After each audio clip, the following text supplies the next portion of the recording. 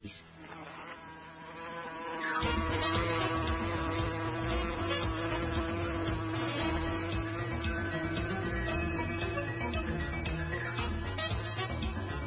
COPE Cantabria, el avispero.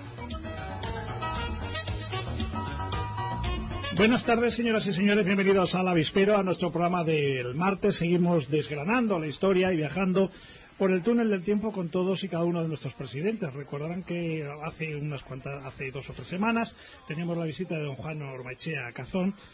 Queríamos hablar en 2 legislaturas, 1 hora, pero no hubo tiempo, y entonces le emplazamos a don Juan para que hubiera una segunda entrevista que coincidiese con con la 5ª presidencia de Cantabria, segunda suya, desde el 2 de julio del año 91 hasta el 13 de julio del año 95. Nuestra intención era que en un principio, para no cambiar, ya que teníamos pactado con todos los presidentes cada uno de los martes, que don Juan estuviera la semana siguiente, pero recuerden que les comenté ayer que nos llamaron desde Presidencia que por motivos de agenda Miguel Ángel Revilla no podía acudir hoy. Sí, en la siguiente semana hablamos con don Juan, no tuvo ningún problema, total que hemos cambiado, y entonces don Juan está aquí con nosotros ya en nuestros estudios. Don Juan, muy buenas. Buenas tardes. Muy bien, y además para contarnos y espero aclarar un montón de cosas y sobre todo, según nos comentaba hace un instante antes de entrar del estudio, sobre inexactitudes, ¿no?, que también se han vertido por algunos de los presidentes que han pasado por aquí. Pero bueno, hablaremos de todo ello. Antes de nada, de verdad, además, como yo sé que es una persona que le tenía un aprecio enorme, un cariño enorme a don Juan Ormaechea, tengo que dar una nota de luto. A mí era un hombre que me caía maravillosamente bien. Me paraba por la calle, hombre, el de Cuéllar, el cuellarano, el de Segovia y tal. Digo, Charlie, ¿qué tal estás? Pues nuestro querido Charlie ha fallecido esta mañana. José Luis Canser Alonso Charlie, a los 70 años de edad, de un infarto. Cumplió 70 años el pasado 29 de enero. Aquellos amigos, familiares que han querido al entrañable Charlie, les digo que está en el velatorio número 6 del Alisal y que mañana la misa será, el funeral, a las 4 de la tarde en la iglesia que está enfrente de las Mercedarias. Descanse en paz uno de los personajes queridos y entrañables de esta ciudad tan bonita como Santander, nuestro querido Charlie. Descanse en paz. Y además usted le apreciaba muchísimo. Sí, desde luego que sí. Le tenía muchísimo, yo también le apreciaba a él. Le tenía muchísimo cariño. Bueno, vamos a ver, ¿por dónde empezamos? 2 notas aclaratorias. La deuda que usted dejó. Al martes siguiente de estar usted aquí, le tocaba el turno a Jaime Blanco. Y entonces Jaime Blanco dijo, bueno, que le había dejado un marrón increíble de no sé cuantísimos millones de deuda. Y usted quiere decir, quiere aclarar que no es inexacto lo que dijo Jaime Blanco, ¿no? Absolutamente inexacto, y con datos del Banco de España y de la Tesorería de la Diputación Regional de Cantabria.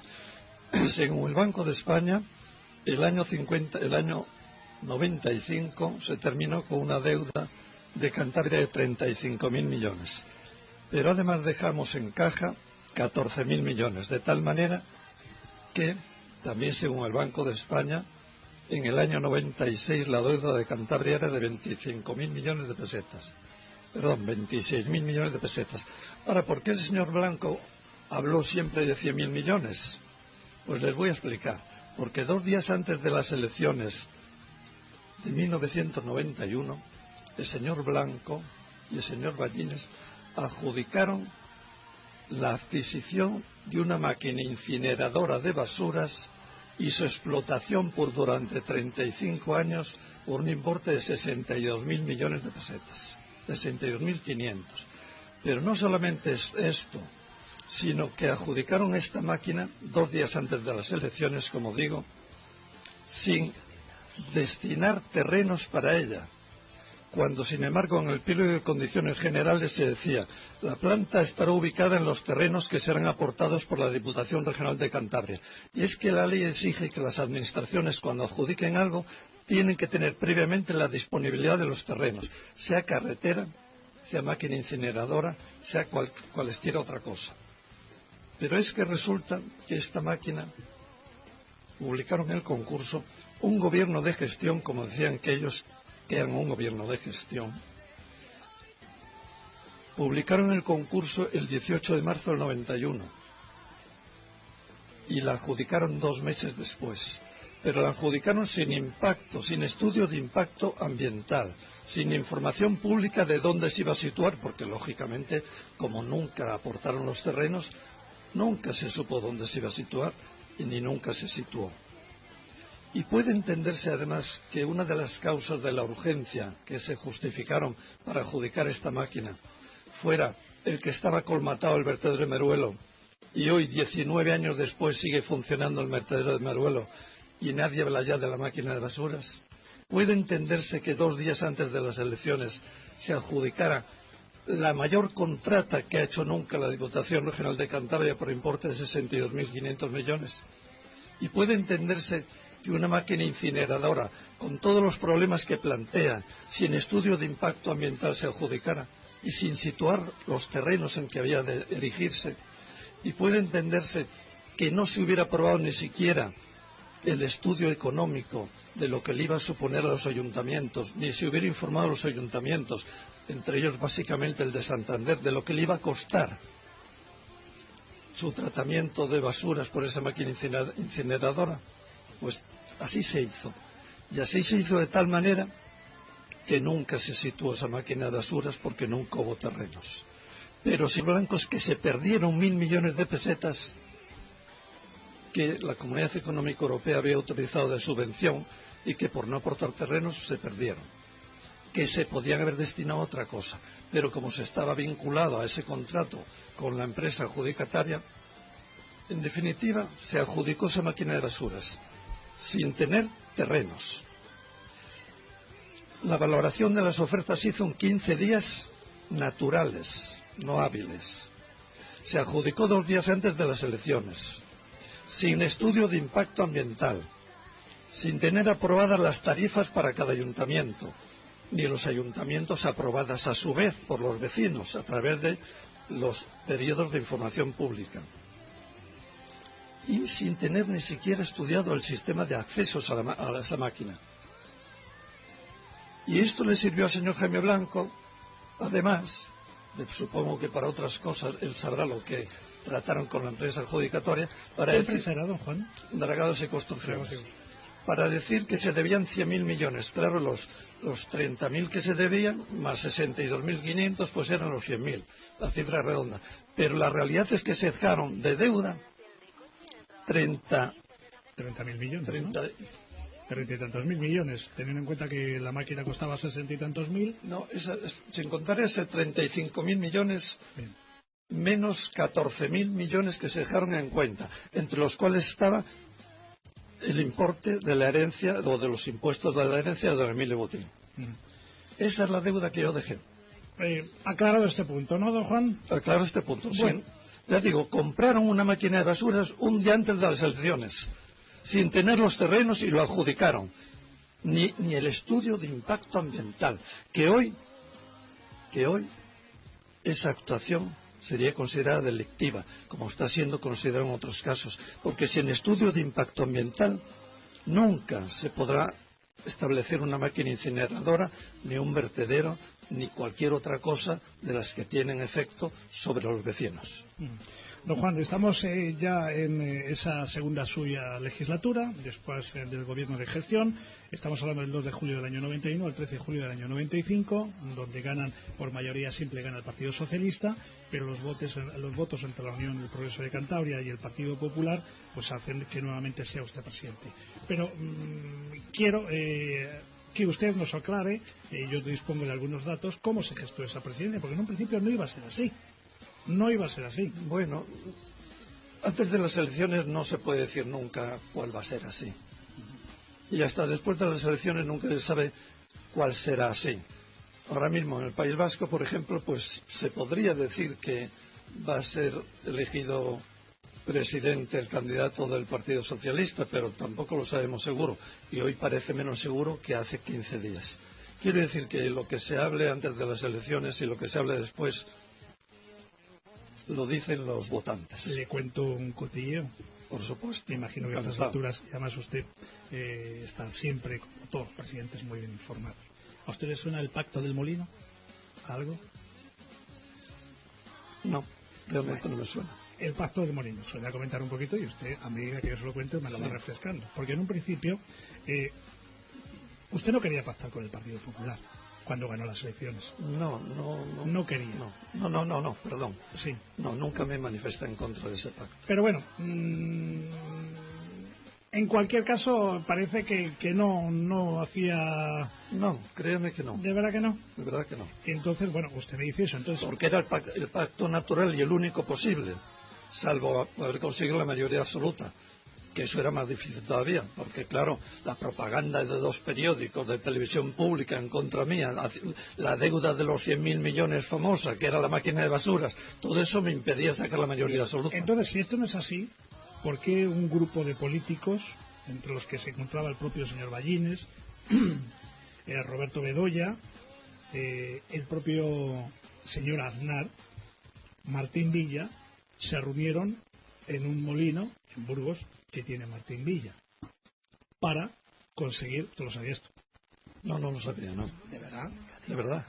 Bueno, pues se reunieron para sacar adelante ese pacto entre la Unión para el Progreso de Cantabria y el Partido Popular. Entonces la idea era que usted fuera alcalde de Santander y que fuera el señor Ballines presidente de Cantabria. Eso lo sabe. No, de verdad que no. Bueno, y cuando vino aquí el señor Martín Villa, quitan al señor Cascos, que ya estaba enfrentado con usted, y pone al señor Aznar a Martín Villa por su pasado con UCD, usted también estuvo en UCD, y bueno, que a lo mejor era un puente y estaban en mejor sintonía.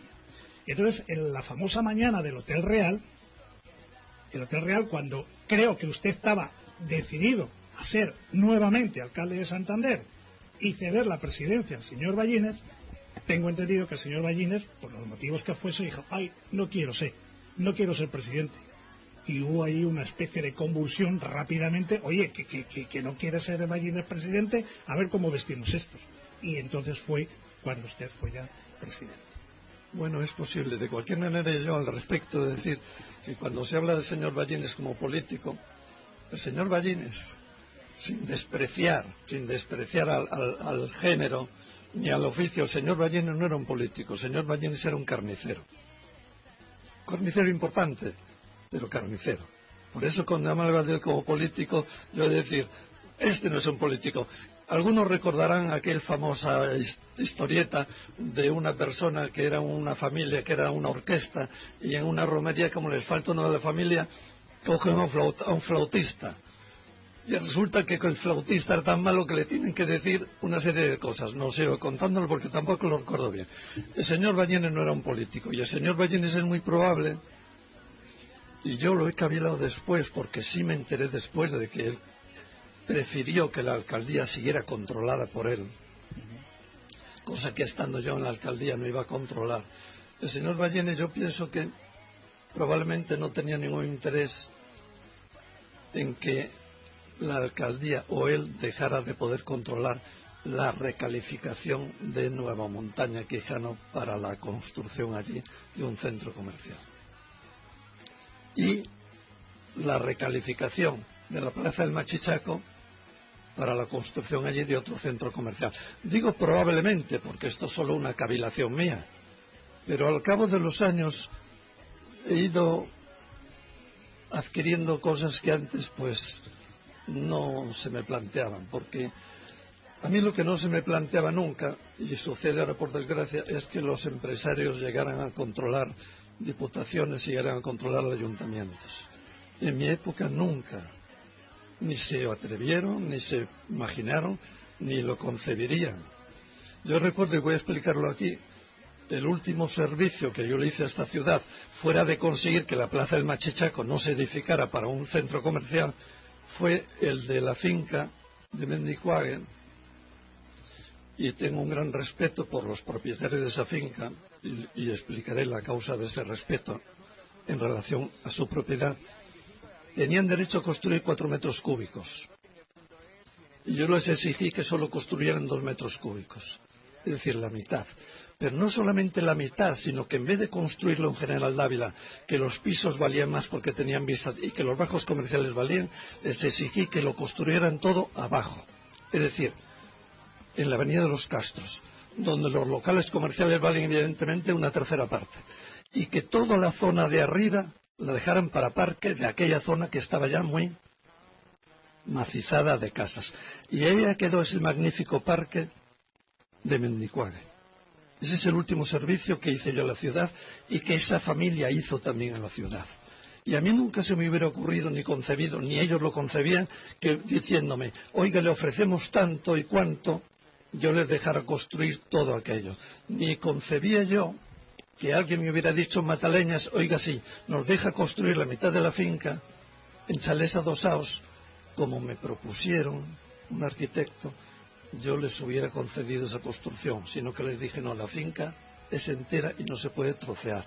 O como en la península de la Magdalena también se me habló de que construir en la zona llana, o si dejaba construir en la zona llana, se me daría todo el resto gratis. Y dije, no.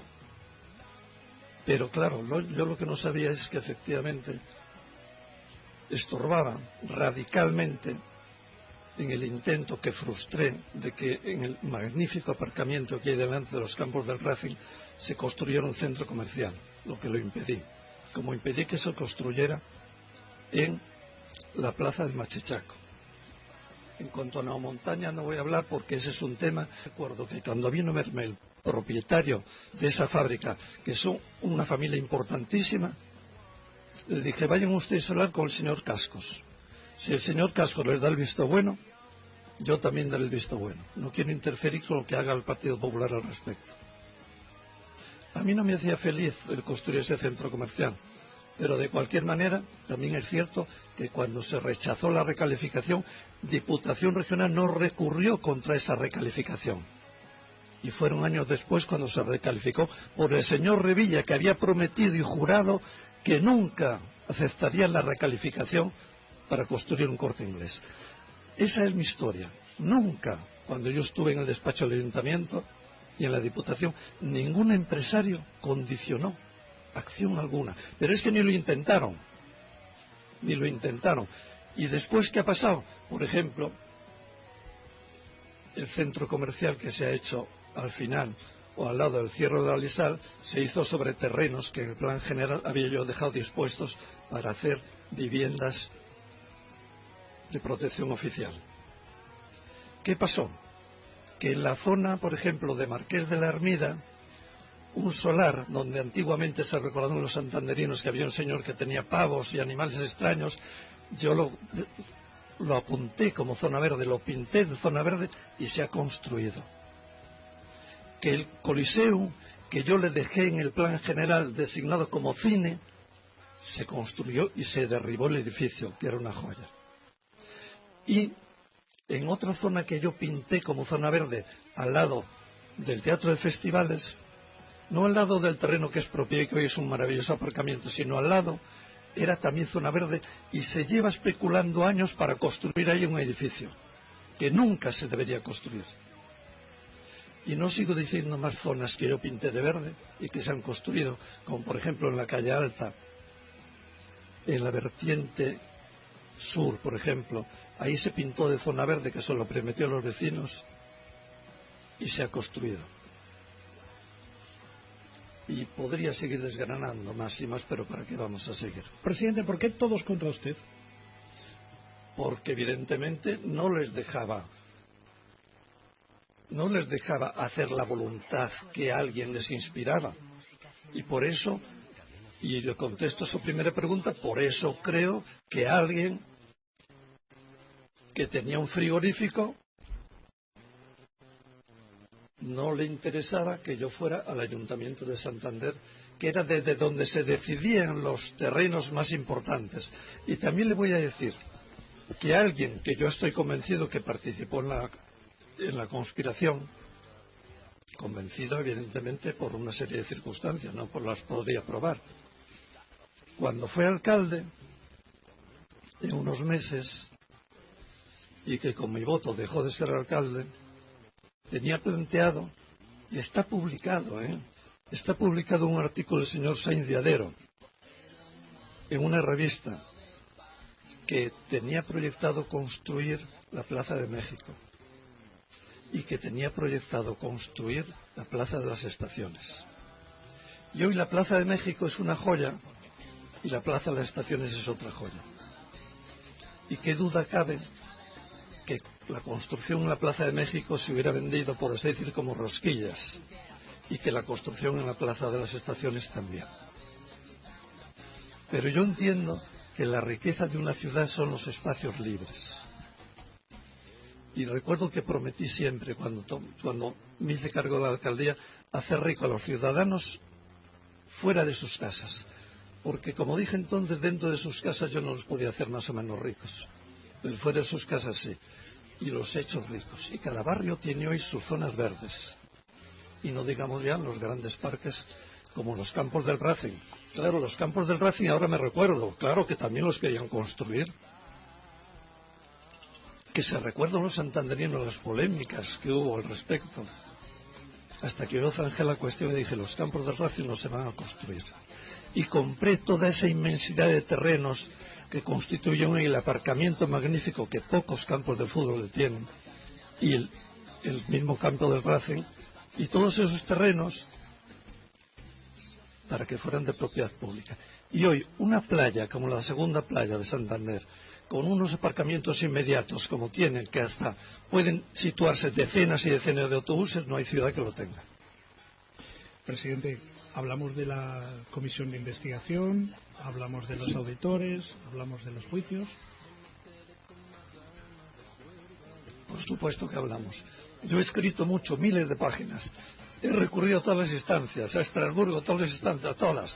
Al Supremo he interpuesto querellas contra los jueces de la primera sentencia. Y ahora le voy a decir respecto del juez que decidió en la primera sentencia, el señor García Oliva. El señor Rajoy se ha mostrado alarmadísimo, escandalizadísimo de que el señor Garzón, que estuvo en una lista del Partido Socialista, intervenga en la instrucción de un caso contra el Partido Popular. No contra el Partido Popular, contra afiliados al Partido Popular. Pero nunca dijo nada el señor Rajoy de que el señor García Oliva, que fue senador del PSOE, diputado regional del PSOE, concejal del Partido Socialista en el Ayuntamiento, que me interpuso una moción de censura en el Ayuntamiento. Y no solo eso, sino que se apropió de un camino junto a su casa y le cerró. Y después de un expediente, se le derribó por una máquina que tuvo que mandar el Ayuntamiento. Derribo contra el que no recurrió. Y le voy a decir una cosa, los terrenos que el señor García Oliva cercó valían entonces entre 15 y 20 millones de pesetas. Y cuando se le derribaron por una máquina enviada por el Ayuntamiento, guardó silencio. Él tan escandaloso. Guardó silencio a pesar de que era entonces senador del PSOE, guardó silencio. Pues este señor fue el que deshizo el empate, por así decir, de mi sentencia. El señor García Oliva, que en una publicación, en una entrevista publicada en el diario Montañés, decía: yo soy marxista, y decía, y estoy asustado de lo roja que es mi mujer. Eran sus palabras: soy marxista y estoy asustado de lo roja que es mi mujer. Y decía algo más, algo inconcebible, ya puestos a la política, digamos, de a pie. Decía: yo siempre estuve contra los aparcamientos subterráneos porque son una solución para los señoritos que tienen piso céntrico y no tienen aparcamiento. Fíjese usted qué discernimiento tenía este buen hombre, ya fallecido. Pues este señor fue el que votó en contra mía. Y el señor García y el señor Movilla, el otro votante junto con García Oliva, decía: yo estoy a la izquierda del PSOE. Claro, estar a la izquierda del PSOE es ser comunista, o de Izquierda Unida, cuando menos, que es el nombre bajo el que púdicamente se protegen ahora los comunistas. Esto decía este señor. Y publicado también se decía: cuando este señor llegó a Andalucía, a nosotros, a los pobres, se nos abrió una puerta porque nos permitió la invasión de fincas. Y no lo consideró delito. Esto está publicado. Y de él decía, el señor conde Pumpido decía, García Oliva es un obrero de la justicia. Y claro, decir de alguien que es un obrero de la justicia le queda calificado. Yo quisiera profundizar un poquito más, a ver de usted qué tal anda de memoria. Dentro de los auditores, creo que una de las personas, que era mujer, por cierto, que después creo que fue secretaria de la COE, de aquellas, parece ser que se filtraba bastante documentación a los medios de comunicación. ¿En la auditoría que se hizo la comisión de investigación? Sí. Por supuesto, eso imagino, sin que yo tenga pruebas fehacientes, lo considero normal. ¿Estaba todo programado para llevarle usted a los tribunales? Por supuesto, estaba tan programado que, fíjese, después de investigar todos los contratos de Diputación, unos 70.000 o 80.000 millones de pesetas, y no solamente los 4 años anteriores, sino los 4 posteriores, se descubrió como única causa que había publicado 5 remitidos de prensa por importe de 750.000 pesetas, mejor dicho 800.000, da igual, 807.000 me parece, y adjudicado unos carteles de las obras que pagaban los contratistas. Estamos hablando de malversación y prevaricación. Exactamente. La malversación es porque dicen que dispuse de fondos públicos en mi favor. Exige que los fondos públicos estén a disposición del malversador, es decir, que estén en su cajón. Pero es que resulta que una Diputación no tenía firma. Las únicas firmas para disponer de fondos de la Diputación eran las del interventor general, las del tesorero y las del consejero de cada consejería. Yo no tenía firma. Luego nunca pude disponer de fondos que tuviera a mi disposición. Pero claro, como la jurisprudencia, lo que los jueces dicen que es, la jurisprudencia terminó diciendo una, que no es jurisprudencia, porque para que haya jurisprudencia tiene que haber 2 sentencias o más iguales e idénticas en espíritu y criterio. Y aquí se ha juzgado que el hecho de que el Consejo de Gobierno convalidara esas publicaciones supone la disposición de bienes públicos que yo tenía en mi poder y que no podían ser controladas, que es lo que exige la ley, por otro funcionario. Es decir, la ley exige que se deje indefensa a la Administración. Pero ¿cómo se iba a dejar defensa a la Administración si el que pagaba era el habilitado de la Intervención General, el que firmaba era el tesorero, el que firmaba era el consejero? Pues nunca se puede dejar indefensa.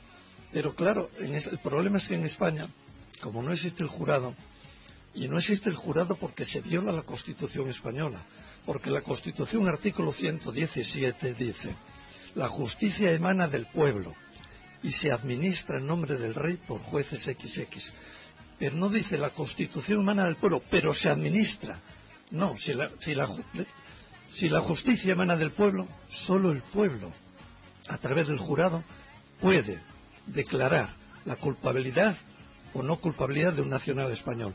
Y después de esa declaración, sí, los jueces profesionales tienen que ser los que modulen la aplicación de esa ley en virtud de la declaración de culpabilidad, como sucede en los Estados Unidos de América. La querella la presentan el señor Revilla, el señor Pardo, el señor Garrido y luego a título personal el señor Bedoya. Esto es así, ¿no? Así es, sí. Luego la querella se amplía a todo el Consejo de Gobierno. Bueno, yo creo que todo eso fue un paripé para ocultar el objeto de la querella. Porque después de lo que estamos viendo, que se diga, y lo voy a decir aquí, por ejemplo, al señor, perdón que no me recuerdo el nombre, de Marbella, que le han condenado ahora por Roca, me parece. Al señor Roca, le han condenado por malversación, por apropiarse, por meterse en el bolsillo 4.000 millones de pesetas. Y le han condenado a 7 años de cárcel. Y en mi caso, por 807.000 pesetas que no me he metido en el bolsillo, y que en todo caso Diputación podría reclamar a la empresa periodística, y nunca lo ha hecho, ni me ha reclamado a mí tampoco, porque la malversación siempre hay que exigir que se devuelva. Pues no me lo han reclamado. Pues bien, por 807.000 pesetas me condenan a 3 años de cárcel, sin apreciar atenuante alguna, que la ley exige apreciar atenuantes. cuando hubiere causa, o justificar por qué no se aprecian los atenuantes. Cuando este caso de publicación de remitidos es el primero que ha existido en España en la democracia. Y por lo tanto ni había precedente jurisprudencial que me hubiera servido digamos, de guía. No, ¿qué se pretendía? Simplemente que desapareciera la política. ¿Y para qué? ¿Para qué? En mi opinión, y así lo he expuesto ante el Tribunal Supremo y ante el Tribunal Constitucional, en mi opinión, para que se pudiera llegar a otorgar la licencia para construir un centro comercial en la Plaza del Machichaco. Y fíjense ustedes en qué me baso, en que esa Plaza del Machichaco se cede gratuitamente por el Ayuntamiento de Santander al Ministerio de Obras Públicas para construir un edificio público, y así consta en el registro de la propiedad como carga. Y eso se hace en el año 59 y se escritura en el 60. Pues bien, en el año 80 y varios, que luego fue el 93, se permuta a un constructor particular. ¿Cómo es posible que algo que se dona por el ayuntamiento gratuitamente con una finalidad no se revierta al ayuntamiento? ¿Qué nombre tenía el constructor? ¿Para qué vamos a citar nombres? Ya que estamos hablando. Un señor de Torrelavega. ¿Donde se reunían normalmente? No, él era de Torrelavega. Supongo que se reuniera. El señor Rotella. Dígalo. Y este señor se atreve en una plaza pública que en el plan general estaba calificada como plaza pública, espacio libre de uso público, se atreve a pedir licencia al ayuntamiento para construir un centro comercial. Y alguien dirá, ¿pero cómo es posible eso? Pues yo se lo voy a explicar. Es posible porque en el plan especial del puerto, cuya aprobación definitiva corresponde exclusivamente al ministro de las Públicas, se había incluido, además de toda la tira del puerto, desde arriba hasta abajo, hasta Puerto Chico, se había incluido la Plaza del Machichaco como si fuera parte del puerto de Santander, y se había incluido calificándolo destinada a centro comercial para servir los intereses del puerto. Ya me dirá usted cómo iban a cargar los barcos ahí las latas de espárragos o los cuencos de jabón para las lavadoras. Presidente, en su proceso se da una serie de circunstancias que a algunos les pueden llamar la atención, ¿no? Porque a usted le condenan y entonces le recurre al Tribunal al Tribunal Supremo, y es presidente el señor Conde Pumpido. Exactamente. Que ahora es el fiscal general del Estado. Digo, esas coincidencias. Claro, el señor Conde Pumpido, que era admirador de Movilla.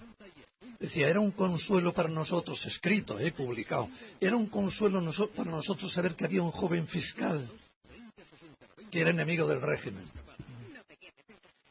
Y luego fue usted al Tribunal Constitucional. Sí. El Constitucional anuló la condena. Que había que repetir el juicio. Pero no la anuló desde el origen como tenía que haber hecho. Y eso, a mi juicio, los jueces que firmaron esa sentencia lo hicieron a sabiendas. Pero bueno, ese es un tema muy largo de contar. Lo único que cabe en cuanto a la comisión de investigación es que se investigó a un presidente de un tribunal, de una comunidad autónoma. Pero tiene que haber algo más, señor Machea, el presidente don Juan. Tiene que haber algo más que imagino que con el paso del tiempo, pues le voy a decir, de cara a los ciudadanos, tiene que haber algo más. Le voy a decir una cosa. Para que todos los partidos y todo este entramado ayude directamente con usted. Pues, ¿qué cree usted que puede haber? Que a lo mejor se nos Le voy a decir una cosa. Estando comiendo un día en casa de un financiero importantísimo mexicano, de origen español, en Llanes, este señor me dijo que cuando le preguntó a Cascos, que también anduvo allí, porque Cascos siempre andaba con los ricos, le dijo Cascos, es que este señor quería llevar Cantabria a País Vasco. Que Ormaechea quería llevar Cantabria al País Vasco. Y esto fue lo que se urdió para conseguir esa aquiescencia, en mi opinión, de determinados jueces, que era un peligro para la nación española, más o menos. Y en estos momentos, ¿usted sigue inhabilitado? Por supuesto, pero es que no solamente eso, sino que los años que transcurridos desde la primera sentencia hasta la siguiente, todos esos años, que fueron cerca de 6, no se han contado. Porque el nuevo juez dijo que eso no, que se había anulado todo, beneficios, oficios, juez contra el que ha interpuesto una querella ante el Tribunal Supremo, en la que, fíjese, esa querella se rechaza por el Tribunal Supremo porque dice que no expongo los hechos, que le falta un requisito formal, que es la exposición de los hechos. Lo tengo recurrido ante el Tribunal Constitucional, pero bueno, eso ya es simplemente recursos, que diré yo, por mecánica pura. Imagino que usted tendrá claro que si usted hubiera sido más dócil y más cortesano, en estos momentos no estaríamos hablando de todo esto. Claro está, si yo hubiera dejado construir en los campos del Racing, en los antiguos campos del Racing, si hubiera dejado construir en el aparcamiento del campo del Racing, si hubiera dejado construir en la Plaza de México, si hubiera dejado construir en la Plaza de las Estaciones, si hubiera dejado construir en el solar que está al lado del Teatro de Festivales y que hoy es un aparcamiento y que es una gloria, que ese conjunto de toda la antigua finca del gas, ese conjunto, no hay ciudad que le tenga al lado del mar y que sea pública. Si hubiera dejado construir también ahí, pues evidentemente no hubiera sido incómodo. Las vísperas de 1995, cuando le inhabilitan y no puede presentarse por la Unión para la Profesión de Cantabria para las siguientes elecciones, es una fecha que la misma víspera del día de las elecciones. La misma víspera, no, a las 2 de la mañana. A las 2 de la mañana. Sí, esto, pero claro, eso yo no lo puedo aseverar. Y el ínclito, y esto lo digo porque lo he dicho por escrito, señor Hernando, que fue presidente del Tribunal Supremo, y digo que a mi juicio, aquí sí lo digo, yo creo que en la historia del Tribunal Supremo español ha habido jurisconsultos muy importantes. Yo creo, pienso porque creer no lo puedo creer, pero pienso que esos jurisconsultos tan importantes, como por ejemplo Clemente de Diego, y otros muchos más que ahora no recuerdo el nombre, Quintano Ripollés, se les hubieran puesto los pelos de punta de que el Tribunal Supremo pudiera haberle presidido un señor como este señor Hernando, que a las 2 de la mañana, como presidente de la Junta Electoral, impidió que mi candidatura fuera votada. No impidió que mi candidatura fuera votada, no. Se urdió más astutamente. Se hizo publicar que no se podía votar a Ormaechea, con lo que miles de votantes se volvieron con las papeletas. Cuando la cuestión no es que se pudiera votar a Ormaechea, no, sino que se pudiera votar a la lista. Y no había que haber interferido en esas elecciones, porque si Ormaechea resultaba incapacitado, corría la lista. Pero se urdió para evitar que se me votara. Y eso lo urdió, lógicamente, todo exclusivamente el Partido Popular. Y, presidente, ese empecinamiento que tuvo usted en defenderse a sí mismo, ¿no cree que también le pasó factura? Que a lo mejor, hubiendo buscado pues una serie de abogados, no quiero desmerecer su calidad como abogado, ¿no? Pero sí unos abogados de Madrid, digo de Madrid por aquello de que... Esos abogados de Madrid que se contrataron en un primer momento, lo único que hicieron fue cobrar, como otros. Y ni entraron en el asunto. Hombre, habría algún abogado que le interesaría el tema. Pues no lo sé, es posible que le hubiera, pero la verdad es que tuve que defenderme yo porque no encontraba otra defensa. Y entre otras cosas no la encontraba más económica. ¿Va a seguir hasta el final? Hasta cuando pueda. Pero al final ya creo que he llegado, porque ya no tengo más jurisdicciones a las que acudir. Está en el Tribunal Constitucional, tengo 3 recursos, pero tenía 4, el último me lo han desechado porque no tiene relevancia constitucional. Don Juan, usted, lo que está claro, la historia está ahí, ha sido presidente en 2 legislaturas. Y hay una pregunta que siempre me he hecho y que con otros presidentes les he comentado. ¿Por qué cuando hay un acto oficial, don Juan Ormaechea Cazón, que fue presidente en 2 legislaturas, no aparece nunca? Ni apareceré. ¿Nos podría decir algún motivo, presidente? El motivo, pues yo creo que, y pienso para mis adentros, que la deslegitimización de la justicia, no voy a decir de toda la justicia, yo he encontrado jueces justos, uno de ellos aquí y en Madrid, dijeron que efectivamente no había fundamento ninguno. Es más, no había fundamento, que he recurrido por vicio de nulidad y se me ha desestimado también, y sin embargo es la misma causa lo que se llama la doctrina Botín, es decir, que contra mí no recurrió. En el tema de los remitidos de prensa no lo considero delito ni el fiscal ni la Diputación Regional, que era el afectado, y sin embargo se me rechaza. ¿Por qué? Precisamente por eso. El tema grave de este país es que no es un país político, no es un país policíaco, sino que es un país judicíaco, porque no hay jurado. Y al no haber jurado y ser el sistema de nombramiento de los jueces con una raíz absolutamente política, aquel juez que quiera ser independiente, y puede serlo, aquel juez que quiera ser independiente ya ha de tener por seguro que nunca estará en ninguna de las instituciones más importantes del sistema judicial. Presidente, a la estela de su nombre, o a la sombra de su nombre, ¿usted sería capaz de empezar un engranaje en un nuevo partido? No, un nuevo partido no le tenemos, pero no serviría porque... ¿Jamás ha estado tentado? No, se quiera lo que se conoce. Y traer nuevas personas en política. En estos momentos yo diría que la clase política está muy estabilizada. La gente ya conoce a los políticos, sabe quiénes son. Fuera de los partidos es poco lo que se puede conseguir. Mire, antes comentábamos sobre sistemas, y le voy a decir una cosa. Por ejemplo, la Constitución Soviética de 1936, esa que se decía que era democrática, preveía solo un solo partido al que se podía votar, y que solo se podía votar a las listas que ese partido propusiera.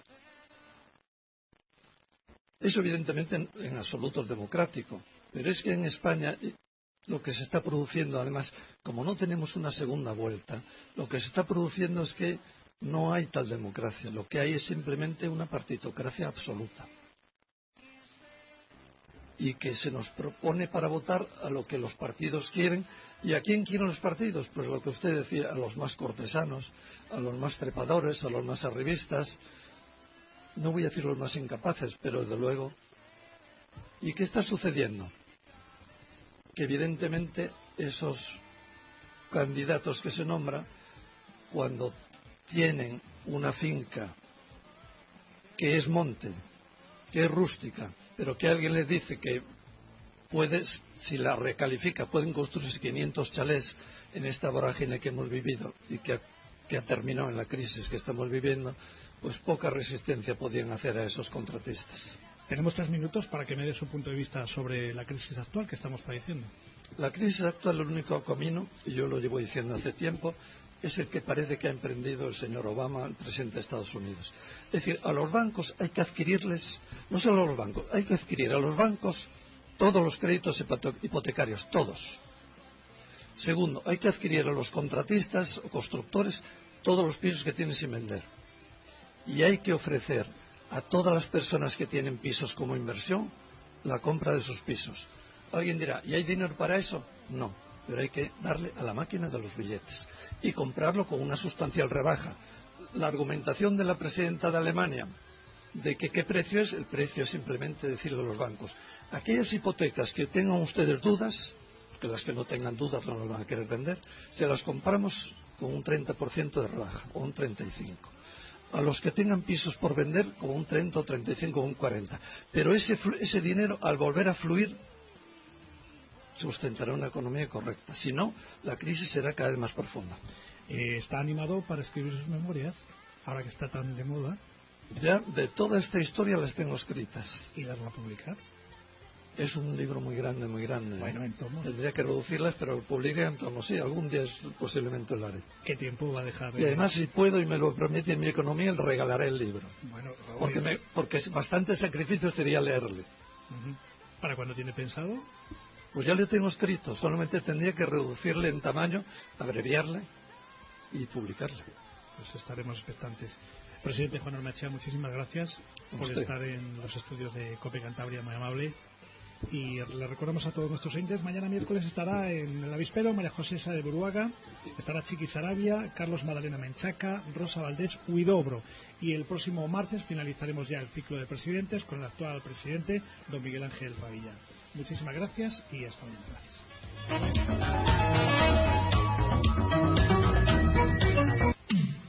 Resto Colchón, la mayor liquidación de colchones Picolín. Resto Colchón, colchones desde 50 euros. Resto Colchón, 1 de mayo, Peña Castillo.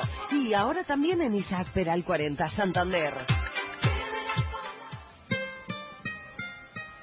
A ritmo de bolero, con el Seteto Tempo de Bolero y el trío Los Brizas, las mejores canciones de amor en The Old Cormorant Tavern. El ambiente más romántico para tomar una copa con tu parejita a ritmo de bolero. Todos los martes a las 10 de la noche y cada primer viernes de mes, The Old Cormorant Tavern en el Sapinero.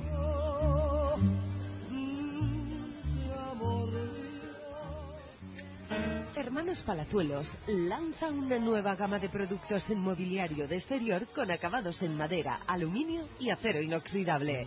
Pérgolas, toldos, mesas, sillas, cerramientos de madera, mobiliario de exterior con diseño buen gusto, acabados de alta calidad, garantía de hasta 10 años. Visita la exposición de Hermanos Palazuelos en Polígono de Raos, página web hermanospalazuelos.com.